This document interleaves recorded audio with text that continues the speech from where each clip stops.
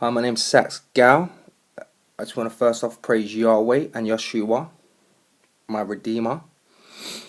I just want to get into a few points of the scriptures, basically. The King James 1611, authorized King James, not the new King James, because it's just like the NIV and like every other translation. It's just completely corrupt. I've been looking on Bible Hub, looking at all of the new Bibles and the old Bibles, but I want to get into this point here. From his kind to their kind, how they've really changed this. They've emphasized so much in changing this verse. Let's get into it. And God said, let the earth bring forth the living creature after his kind. So this is his kind, this is God's kind. I know people are going to get offended by the word cattle, creeping and beast, but that's your problem. Alright, so here we go. After his kind, cattle and creeping things and beasts of the earth after his kind. And it was so. And God made the beasts of the earth after his kind, and cattle after their kind, and everything that creepeth upon the earth after his kind. And God saw that it was good. Now that's the King James 1611. This is the NIV on the right hand side here. And God said, let the land produce living creatures. It doesn't say creature, it says creature, not creatures, according to their kind. See, they've changed it from his kind.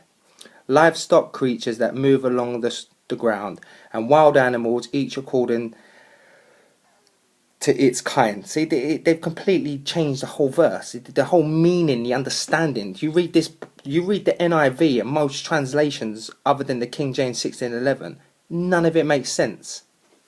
So now let's go back. Let's go back now to this is the King James 1611. Alright, and let's continue. Now let's go down to verse 26. And God said, let us make man in our image, after our likeness, and let them have dominion over the fish of the sea, and over the fowls of the air, and over the cattle, and over all the earth, and over every creeping thing that creepeth upon the earth. So God created man in his own image. See, we'll go back to his own image. So we'll go up here. It says, we'll go back up to verse 24.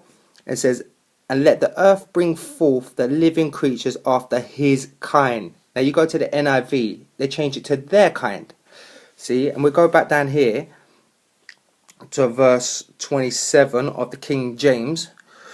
So God created man in his own image. This is eye color, hair color, skin color, after his own image. And this is where I believe the Anglo Saxons are the Israelites. They're three words. It's three words. Is real light, is real white, is real bright. This is man. This is the lightest man on the earth. And then they found these mosaics. All of these mosaics that were found in the Holy Land, basically, sitting there for thousands of years. Now, if you look at these images, this is on the right hand side here. This is Alexander the Great. These are the Israelites. They're redheads. They're white. They've got European noses. Nothing like the people that inhabit the land now, who are claiming to be Israelites, because they're not very light. They're quite dark, actually. Dark hair. Far cry from being a redhead, isn't it? Those who call themselves Judeans of today. So then we go, this is why they've changed these verses. These verses have been changed, so you are deceived. And you will not get the truth, because they push these NIVs and these new King James versions, because it completely alters the whole meaning of the word of the Most High. Thank you for listening. All praise to Yahweh and Yeshua and my brothers, the Anglo Saxon, is real light looking people. Be blessed.